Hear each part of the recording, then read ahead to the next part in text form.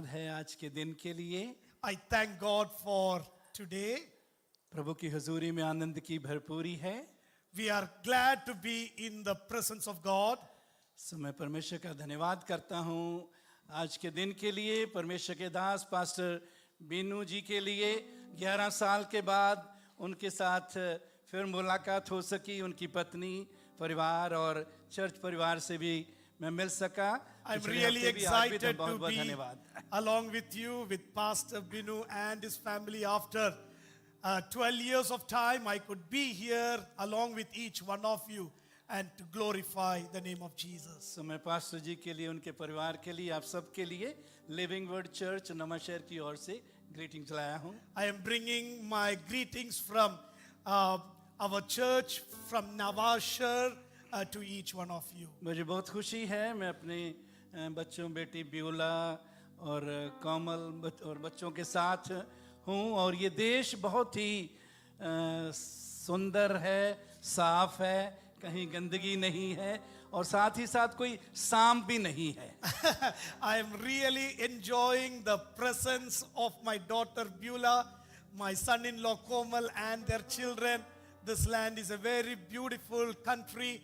It is so clean, it is so neat and very good. There are no snakes in this place. आइए परमेश्वर के वचन में से निर्गमन एक्सोडस 17:1-7 हम पढ़ेंगे। We are going to get into the word of God. Turn with me to the book of Exodus, chapter number 17, verse number 1 following.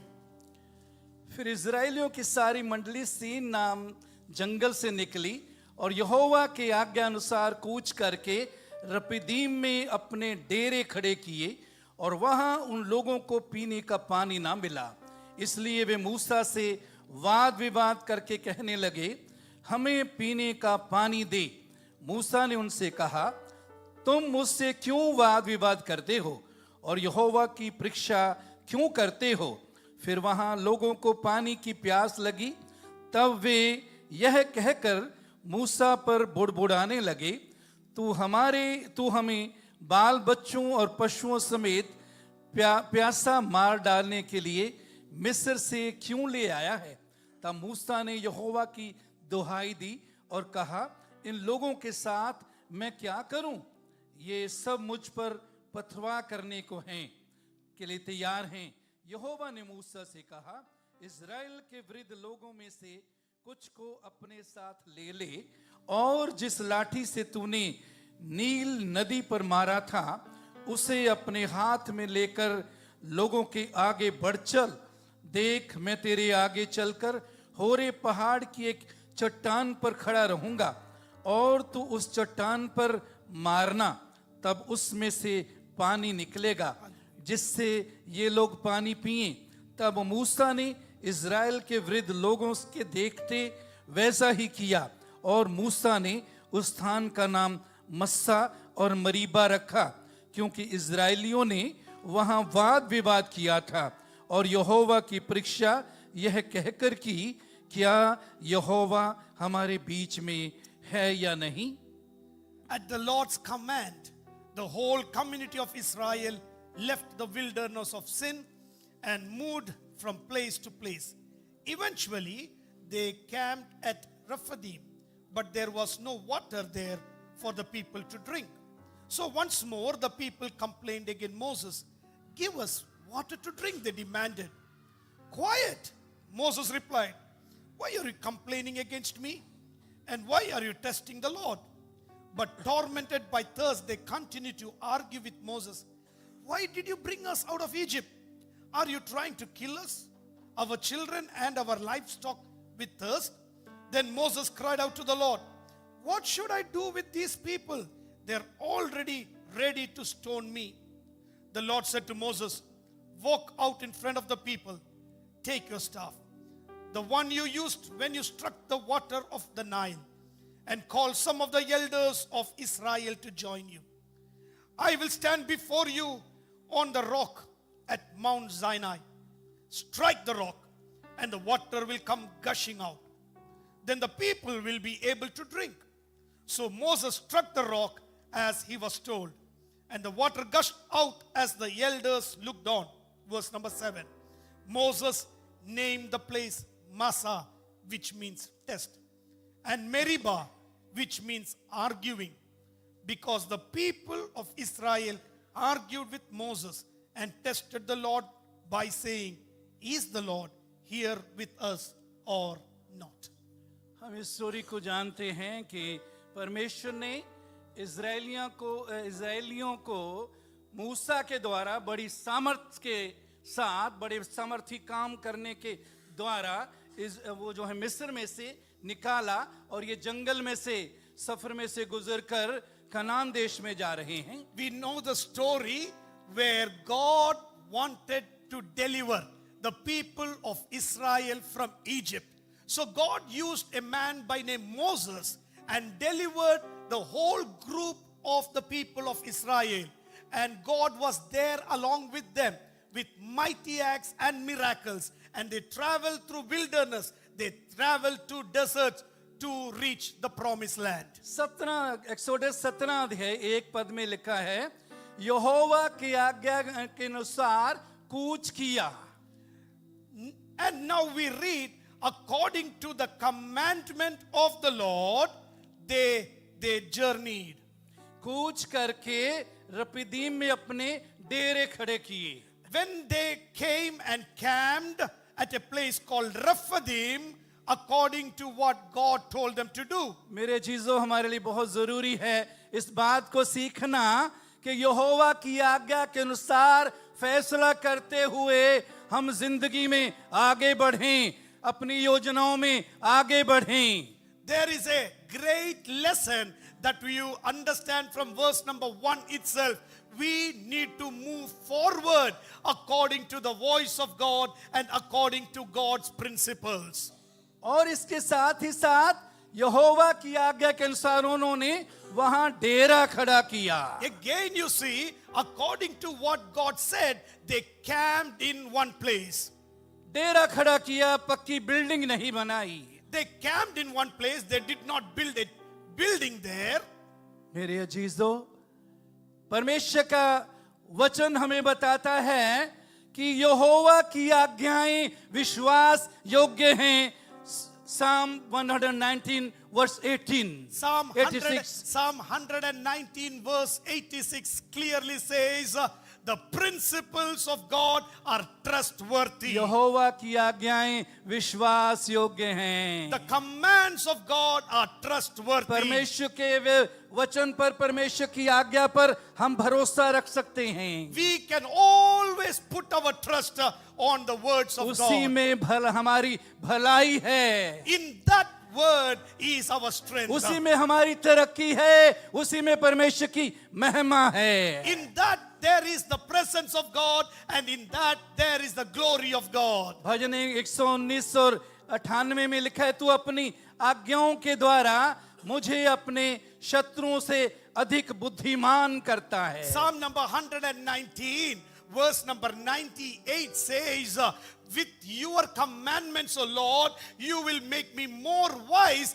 than my enemies. याद रखिए, यहोवा की आज्ञाओं में बने रहने के द्वारा हम बुद्धिमान बनते हैं. When you are obeying what God says, you are becoming wise person. शत्रुओं से बुद्धिमान हमें बनाता है. You are becoming wise and more intelligent than शैतान- your enemies. शैतान और उसकी जो सामर्थ्य हैं उनसे बुद्धिमान बनाता है. God is enabling you to become wiser than the devil. हमारे दुश्मनों के वो जो है उनसे हमें बुद्धिमान बनाता है. God is going to make us wise more than our enemies. इसलिए बुद्धिमान बनाता है ताकि हम विश्वास की अच्छी लड़ाई लड़ते हुए जय में चलें. Why God is bringing that wisdom into our life is to travel and fight for God and receive the victories from God. भजन 119:86 में तेरी सब आज्ञाएं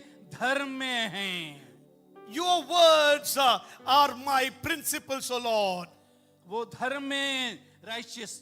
It is my righteousness, O Lord.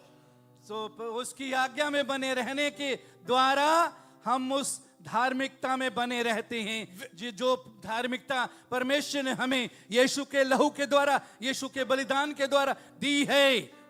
When we walk in the words of the Lord, we will become righteous, and God made us righteous through the death and और resurrection. उसी में हम बढ़ते रहते हैं। We grow in the righteousness. मेरे जीजो, बहुत बार हम सोचते हैं कि परमेश्वर की आज्ञाएं मानना बहुत कठिन है। Many times, my brothers, we feel obeying the words of God is a very difficult job. पहला यूहन्ना 5:3 में लिखा है, उसकी आज्ञाएं कठिन नहीं। In John's gospel, we read like this, his commands are not difficult to follow. He gives us grace to obey, to follow those commandments. He gives us grace to obey those commandments. His grace is sufficient for us. His grace is sufficient for us. Whatever the Lord has commanded us in in the word of God, we can obey that. Whatever he has commanded in the word. मैं किस भाषा में translate करना है? Sorry. I was confused. What am I translating? I'm going to translate in any other language, probably. That's all right. I was becoming your father. Yeah, that's all right. That's okay.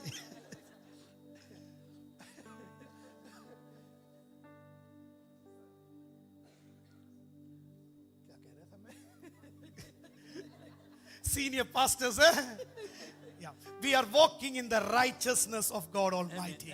तो परमेश्वर की आज्ञा मानने में कभी भी आनाकानी ना करें। Let us never show letharginess in obeying the principles of God उसने Almighty. हमें जो आज्ञाएं दी हैं, Whatever commandments He has given to us, उनको हम मान सकते हैं we can follow them. उसके अनुग्रह के द्वारा, It is only by the grace of God, आत्मा की सामर्थ के द्वारा। with the Spirit's strength. Hallelujah. Hallelujah.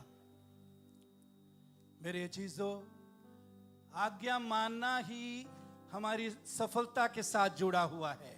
Obeying the principle of God is connected to our success. यिर्मयाह 29:11 में परमेश्वर अपनी योजनाओं और कल्पनाओं के बारे में बताता है। Jeremiah chapter number 29 and verse number 11 shows about the principles that God has developed in our lives. यहोवा की ये वाणी है कि This is the voice of God. जो कल्पनाएं मैं तुम्हारे विषय में करता हूं, I am giving you a commandment according to what I am speaking. उन्हें मैं जानता हूं कि वे हानि की नहीं, It is not for your destruction, वरन कुशल की हैं, it is for your blessing. और अंत में तुम्हारी आशा पूरी करूंगा। And I am going to restore, for I know the plans I have for you, the plans for good and not for disaster, to give you a future and a hope. मेरे जीजो, परमेश्वर की योजना हमारे हानि की नहीं, बल्कि हमारी कुशलता की, हमारी सफलता की, हमारी तरक्की की है। The plans that God has for us is not for destroying us, it is for our good and for our blessing. और उसकी योजनाएं हमारे जीवन में उसकी आज्ञाओं और उसकी वचन में बने रहने के द्वारा ही पूरी होती हैं। And all what the plans of God will come into pass when we walk in the words of the Lord Almighty. आज्ञा के अनुसार उन्होंने कूच किया। They camped according to what the Lord commanded.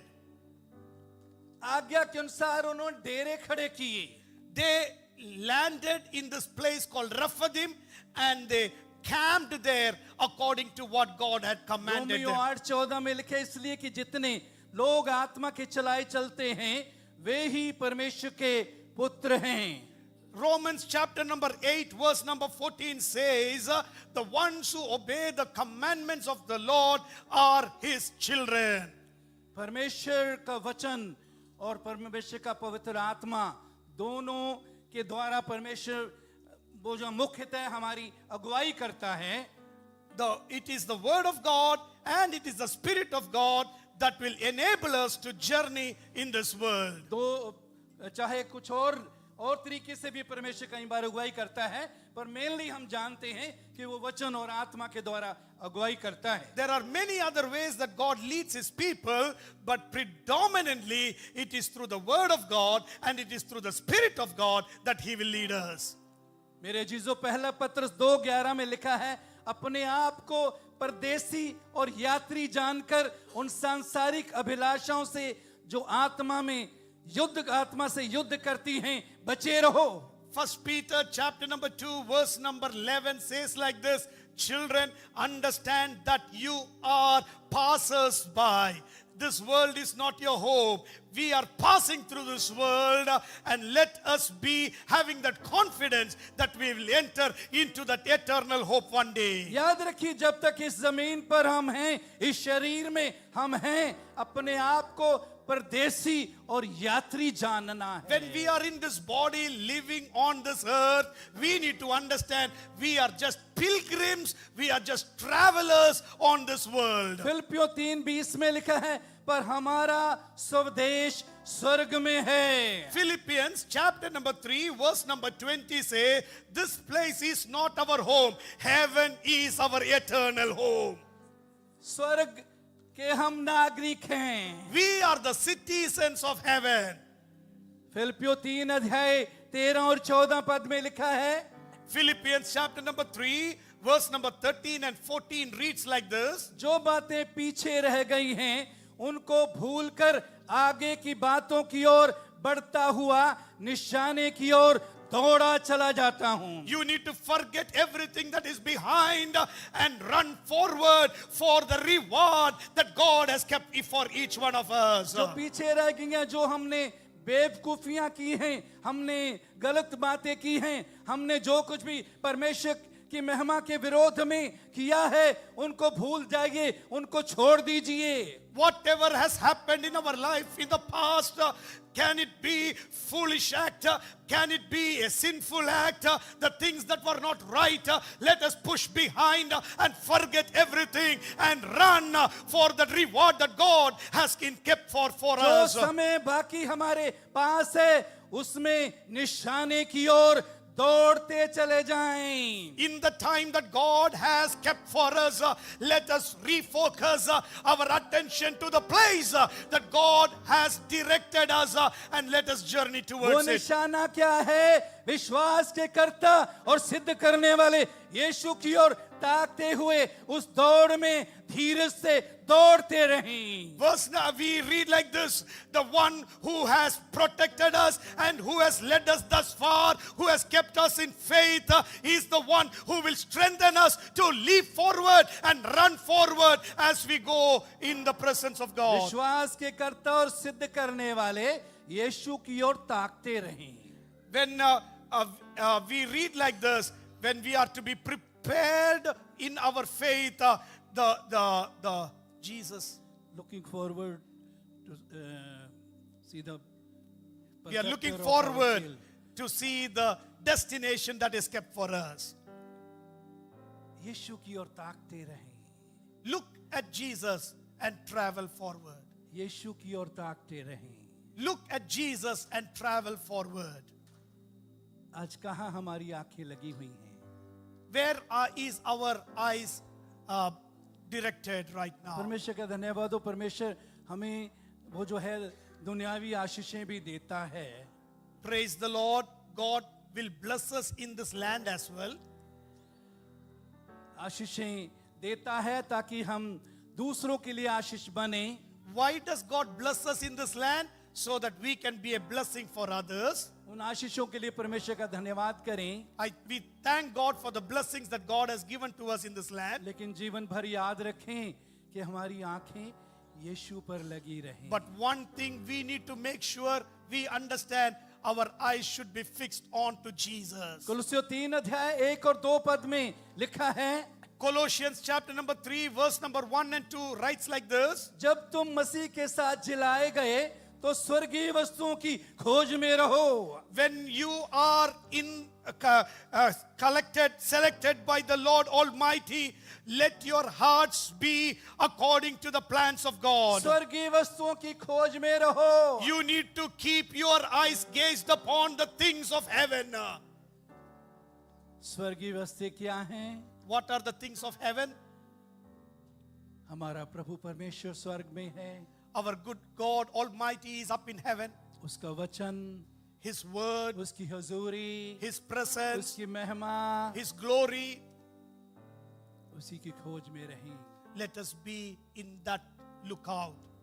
प्रतिदिन हमारी ये प्रार्थना हो, प्रभु तू क्या चाहता है, तू कैसे चाहता है मैं जीवन गुजारूं. Every day we need to pray this prayer. Lord, I want you to tell me how I need to navigate my life today.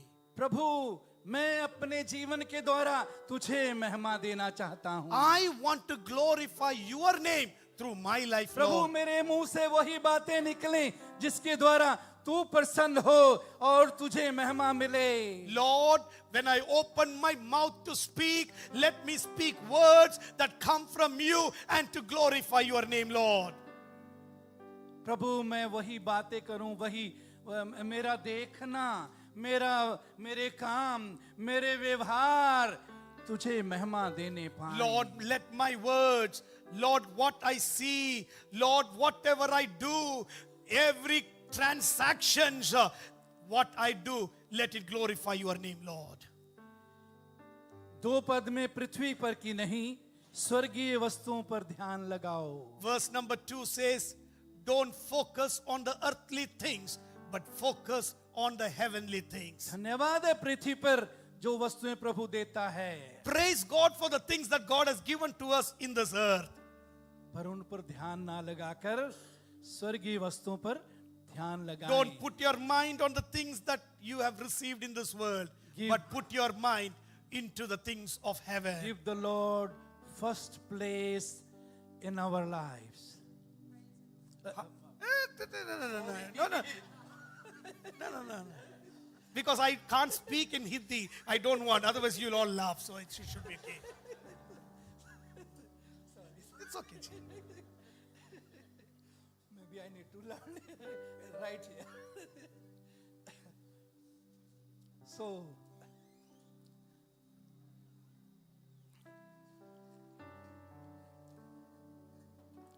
मेरे अजीजों, जीवन में कभी ना भूलें कि हमें अपनी आंखें प्रभु पर लगानी हैं, स्वर्गीय वस्तुओं पर लगानी है. So my brethren, never ever forget this important formula. Don't take your eyes away from the Lord. यहाँ एक और बात हमें बहुत खास बात देखने वाली है कि ये परमेश्वर की आज्ञा के अनुसार इन्होंने कूच किया, परमेश्वर की आज्ञा के अनुसार इन्होंने डेरा डाला, फिर भी उन्होंने बहुत बड़ी समस्या का यहाँ सामना किया. Now there is a very important topic that we are going to emerge in. These people of Israel, they journeyed according to the plans of God. They are camping according to what God said, but still they are going through a problematic situation. वहां उन लोगों को पीने का पानी ना मिला. They are not having water to drink. मेरे अजीजों, परमेश्वर की इच्छा और अगुवाई में कई बार चलते हुए हम ऐसे हालात का सामना करते हैं जहां हमें बड़ी समस्याओं का सामना करना पड़ता है. Brethren, when we are walking in the ways of the Lord, according to what God has directed us, we may come into places, there will be difficult situations that we encounter. 3 पद में लिखा है, फिर वहां लोगों को पानी की प्यास लगी. Verse number 3 says like this, they came to a place and the people were thirsty and they wanted to drink. मेरे जीजो, और उन्होंने क्या किया? My brethren, what did they do then? 2 पद में लिखा है, मूसा से वाद विवाद करके कहने लगे, हमें पीने का पानी दे. they said to Moses, and they grumbled against Moses and said, Moses, we are thirsty. We need you to provide water for us. 3 पद में लिखा मूसा पर बुड़बुड़ाने लगी. Verse number 3, they say, they grumbled and murmured against Moses. 4 पद में यहां तक कि वो मूसा कहता है परमेश्वर को, वे सब मुझ पर पथरवा करने को तैयार हैं. Verse number 4, Moses says to God, God, these people are ready to stone and kill me. क्या करना चाहिए था उनको?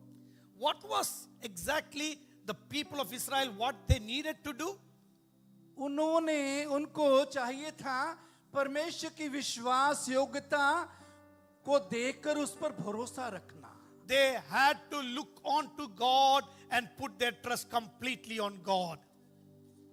हम भी वैसे ही कई बार गलती करते हैं जैसे इन्होंने किया. We also do the same mistakes those people of Israel did.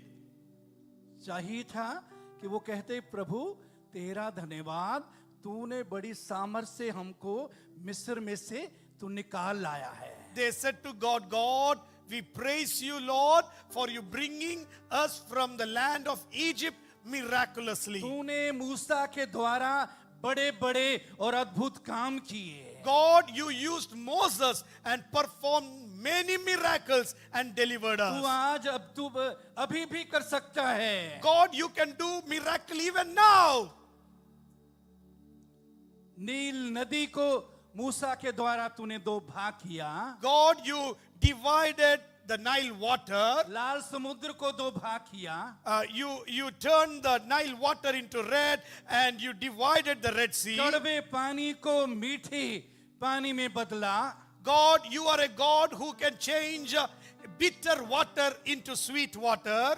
और तूने मन्ना और बटेरें खाने को दी. You gave manna and meat for the people to eat. तू ना बदलने वाला परमेश्वर है. God, you are an unchanging तू God. आज भी हमारी समस्या का हल कर सकता है. Today also you can make my difficult situation change. हमारी सब समस्याओं से तू बड़ा है. You are greater than all our problem. मेरे अजीजों याद रखिए, My dear people, we have to remember this. जब तक हम इस जमीन पर हैं, When we are on this planet Earth, समय समय पर समस्याएं हमारे सामने आएंगी. there can come problems one after the other in our journey. लेकिन बुड़बुड़ाएं नहीं. Please don't grumble. दूसरों पर दोष ना लगाएं. Don't put the blame upon anybody else. Pastor साहब पर या किसी और पर दोष ना लगाएं. Don't put blame on pastor or any others. Just look to God. परमेश्वर की ओर देखिए.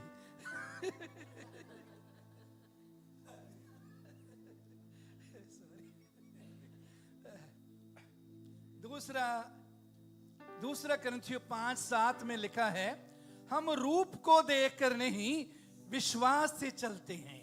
We are not living by sight, but we are living by faith. सीखना है हमें. We have to learn this principle. इन्होंने यही गलती की, देखा कि पानी नहीं है और परमेश्वर की विश्वास योग्यता पर भरोसा भी नहीं किया. Now these people, they are looking at their situation, they don't have water to drink and they are not trusting in God. मेरे जीजो, जिंदगी के हर क्षेत्र में हमें विश्वास से चलना सीखना है. My dear brothers and sisters, we need to learn to walk in faith every step of our life. हबक्कुक में लिखा है, धर्मी अपने विश्वास के द्वारा जीवित रहेगा. We read like this, the righteous will live by faith. 3 बार एपिसल्स में भी प्रभु का दास कहता है, धर्मी विश्वास के द्वारा जीवित रहेगा. 3 times Paul says to the people in 3 epistles, the righteous will live by faith. याद रखिए, यीशु के लहू और उसके बलिदान के द्वारा हम धर्मी ठहर चुके हैं. Everybody need to understand this truth. By the death and the resurrection of Jesus Christ, by his blood, he has made us righteous. और हमें विश्वास का जीवन गुजारना सीखना है। We need to learn to lead a life of faith. विश्वास क्या है? What is faith? इब्रानियों 11 अध्याय 1 पद हम सब जानते हैं। Everybody knows this verse in Hebrew chapter number 11 and verse number 1. अब विश्वास आशा की हुई वस्तुओं का निश्चय और अनदेखी वस्तुओं का प्रमाण है। What is faith? It is the substance of the things that is unseen and the things that God is giving to us. विश्वास अब के साथ शुरू होता है। The faith starts now. अब विश्वास आशा की हुई वस्तुओं का निश्चय Now faith is a substance. It starts now. और अनदेखी वस्तुओं का प्रमाण है। It is the substance of the things that we have not seen. विश्वास अब से शुरू होता है, इसका मतलब है मेरे पास है। When you say now faith, meaning we all have the substance called faith in us. जो परमेश्वर ने वायदा किया है God has promised us वो मेरे पास है।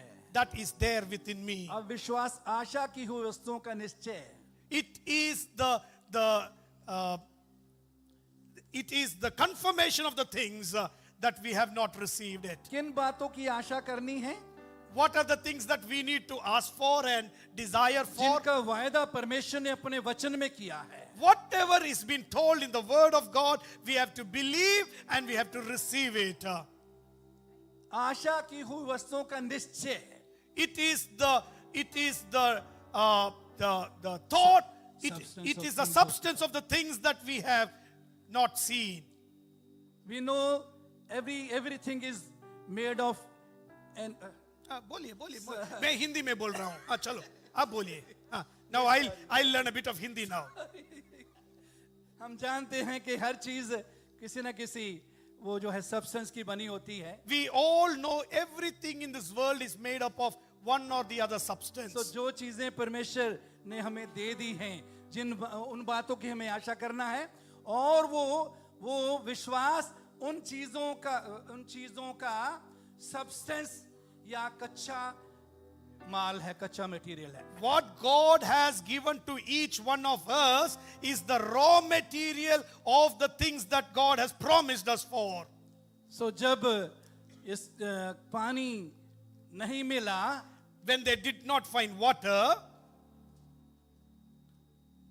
अगर वो विश्वास में उस समय चलना उन्होंने सीख लिया होता, if they would have believed walking in the principles of God, तो उन्होंने प्रभु का धन्यवाद करना, प्रभु तेरा धन्यवाद, they would have said, thank you Lord, तूने पानी का प्रबंध यहाँ जंगल में कर दिया है। you have made a way for us for water in this हम wilderness. प्यासे नहीं मरेंगे। We will not die of thirst. जैसे तूने बटेरों का और मन्ना का प्रबंध किया, How जैसे you तू- provided meat and manna for our food, वैसे तू पानी का प्रबंध करने जा रहा है। you are also providing us water for तूने our कर life. दिया है। You have already given it, हम Lord. तुझे धन्यवाद देते हैं। We are praising your name, O हम तुझ Lord. में आनंदित होते हैं। We are rejoicing in you, Lord. मेरे जीजो, पहला थिस्सलुनीकियों 5:18 में लिखा है, हर बात में धन्यवाद दो। 1 Thessalonians chapter number 5 verse number 18 says, give thanks in everything that we go through. जब किसी चीज की कमी का सामना कर रहे हैं, धन्यवाद दें। When we go through some shortage in our life, give thanks to the Lord.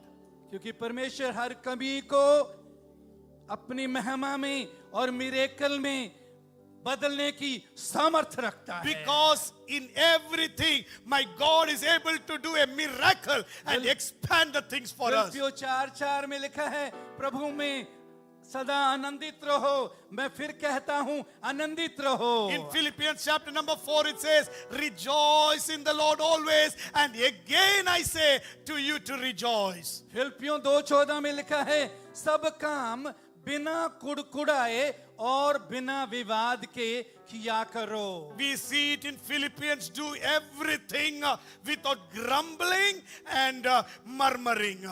मेरे जीजो, कुड़कुड़ाहट का, वाद विवाद का कोई भी स्थान हमारे जीवन में, एक विश्वासी के जीवन में नहीं होना चाहिए। My dear brethren, in a Christian life, this grumbling and murmuring must never have a place. Hallelujah. इस्राएली जब जंगल में बुड़बुड़ाए तो जहरीले सांप उनको काटने के लिए आ गए। You see, when the people of Israel started murmuring, the snakes started coming and biting them.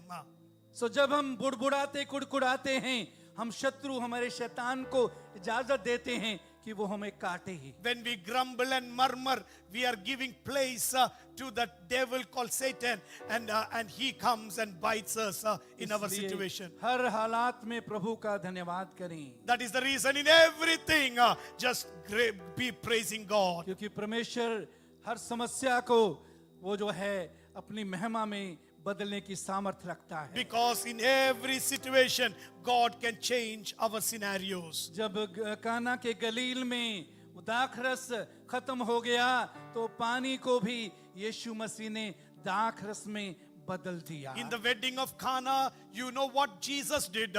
When they were running short of wine, God could transform water and change into wine.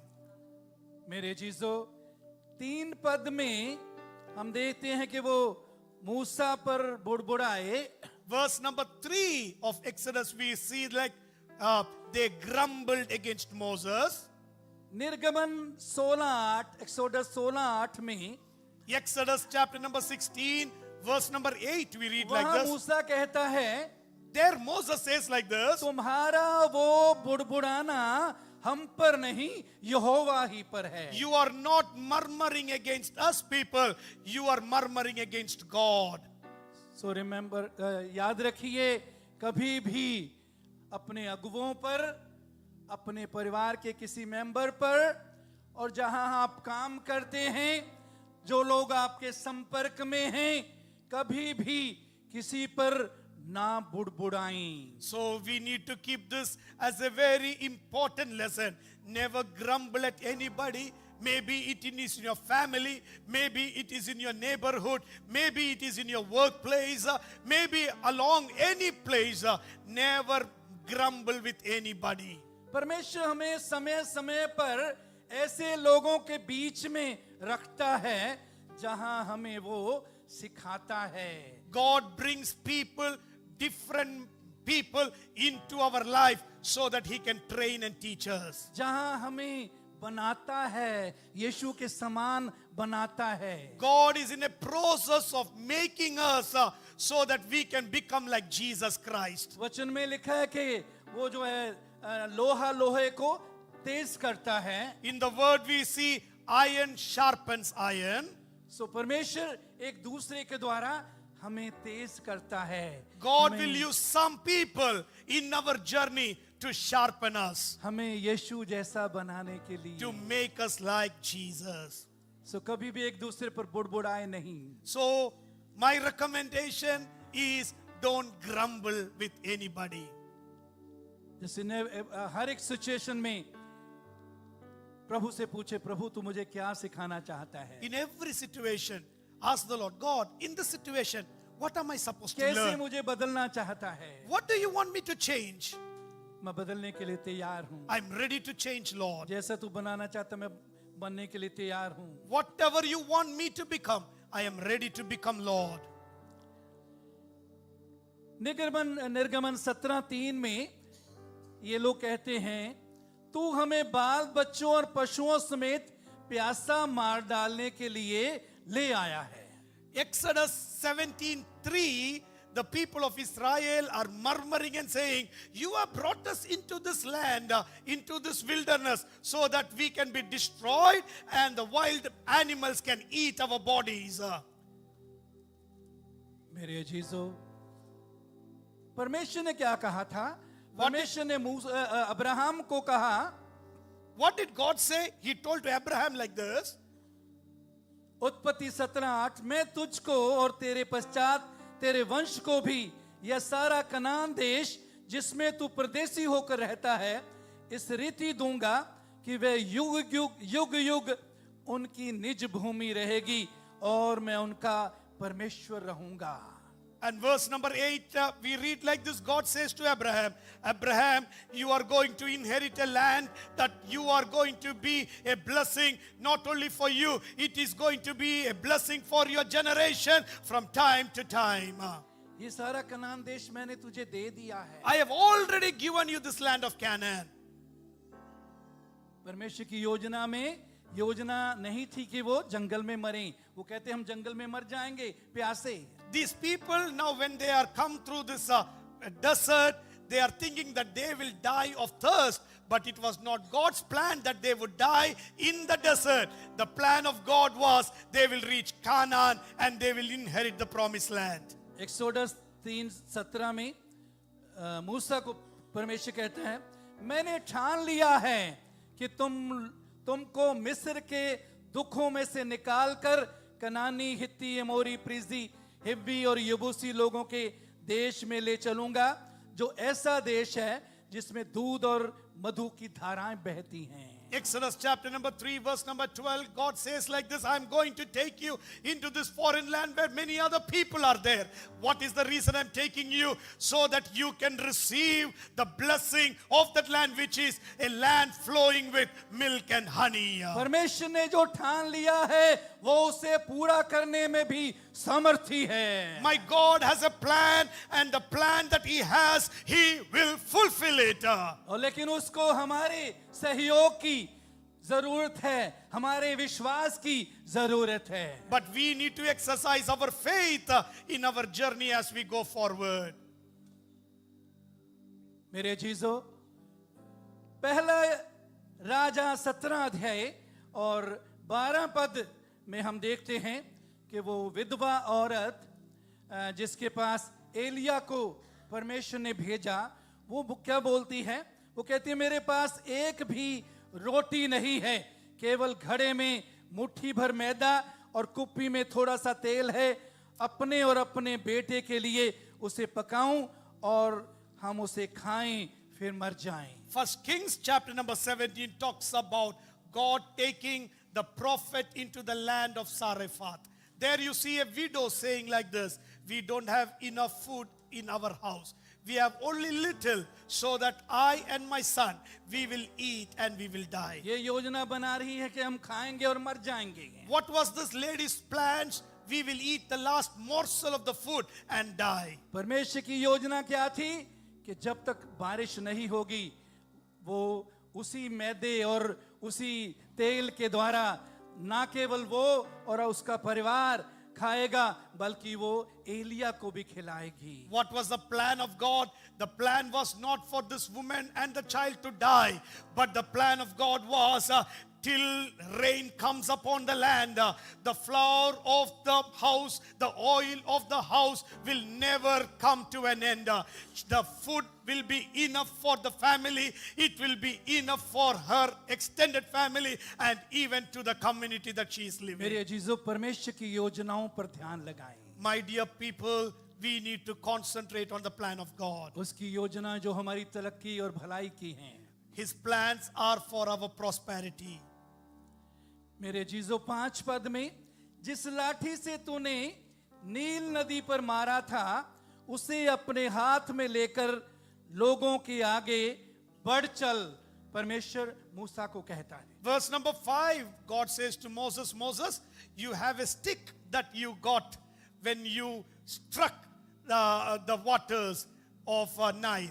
You need to use that same stick and you need to command the stone and the water will come out of the rock. KJV और NKJV और कुछ और अनुवादों में भी वहां लिखा है अपनी लाठी को ले। In the New King James Version and many other versions, it says like this, take your stick.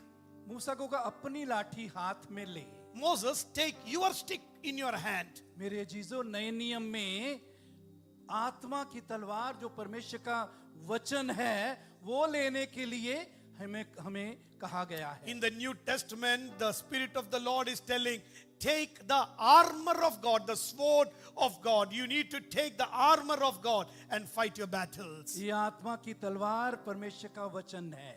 The sword of the Spirit is the word of God. परमेश्वर का धन्यवाद हो, नए नियम में ये हमें आत्मा की तलवार परमेश्वर ने दे दी है। We need to praise the Lord. In the New Testament, God has given us the scripture to be the sword that we can use to fight our battles. और मूसा ने उस जो है लाठी का इस्तेमाल किया परमेश्वर के कहने के अनुसार।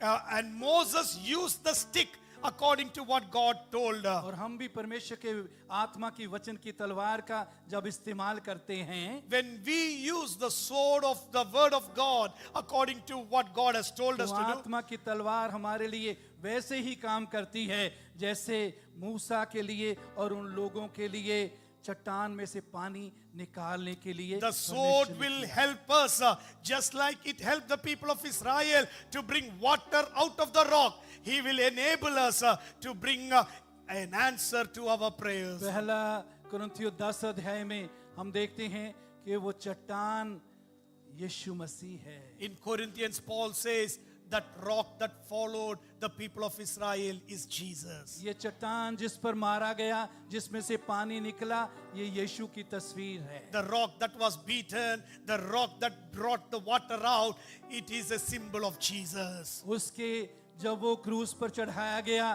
तो उसने हमारे उसके अंदर से जीवन का जल निकला। When he was beaten on the cross, the life that came out from Jesus has flown into us. वो उद्धार जो उसने वो जो क्रूस पर बलिदान देने के द्वारा वो जो है वो हमें दिया है, वो उद्धार जो उसने दिया है क्रूस पर बलिदान के द्वारा, The blood that he has given during the sacrifice on the cross of Calvary. उसमें पापों की क्षमा है, अनंत जीवन है। There is forgiveness of our sin and there is eternal life. और उसमें हमारी सब जरूरतें हैं, उसमें हमारी जय है, उसमें हमारी वो जो है चंगाई भी है।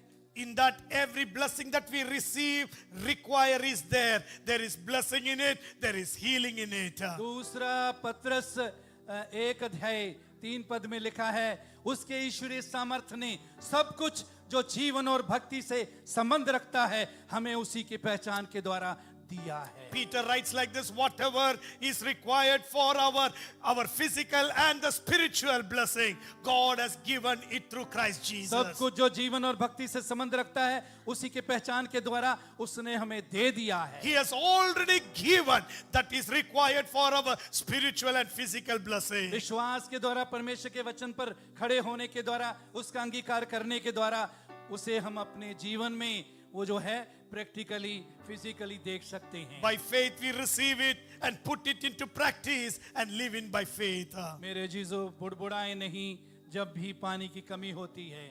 Please, my brother, and whenever you see water is becoming less, don't grumble. हम देख कर नहीं विश्वास से चलते हैं। We are not living by sight. We are living by faith. परमेश्वर के वचन पर विश्वास करते हैं। Let us just believe the word of God. परमेश्वर विश्वास योग्य है, अपने वचन को पूरा करने में सामर्थ्य है। My God is trustworthy and he will fulfill everything that he has told. आइए प्रार्थना करें। Come on, let us pray together. Hallelujah, Hallelujah. Hallelujah. Hallelujah, Lord. Thank you Lord. प्रभु तेरा धन्यवाद, तेरे नाम की स्तुति महिमा बड़ाई करते हैं। Lord, I thank you and I praise your name, Lord.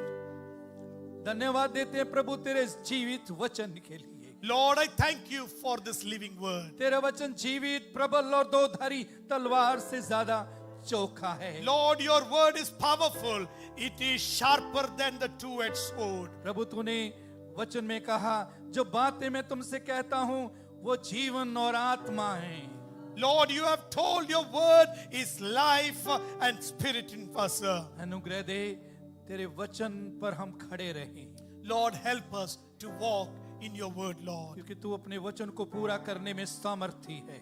Lord, you are great to fulfill your word. धन्यवाद, तूने वचन में कहा विश्वास करने वाले के लिए सब कुछ हो सकता है। You said anybody who believes, everything will be possible.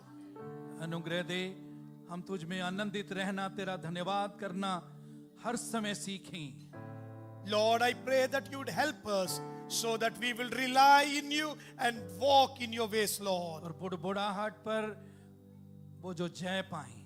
Lord, without grumbling, we will experience victory, Lord. अनुग्रह कर हम दिन प्रतिदिन सिद्धता की ओर बढ़ते जाएं। Lord, I pray we will walk towards our victory and we will be ready in our journey, तेरे Lord. डील डौल तक बढ़ते रहें प्रभु। Lord, till you are coming, we will be walking, Father, Lord. तेरे समान प्रतिदिन बनते जाएं। We would want to become like you, Lord. तेरे स्वरूप और समानता में ढलते जाएं। We want to reflect and imitate you, ताकि Lord. तेरा जीवन और सामर्थ हमारे अंदर से बहने पाए Lord, I pray that living waters will start flowing out from और our हमारे lives. जीवन के द्वारा तेरा नाम ऊंचा हो और तुझे महिमा मिलने पाए। Let your name alone will be glorified in and through our life, हम Lord. यीशु मसीह के नाम में मांगते हैं। In Jesus' mighty name we Amen, pray. amen. Amen.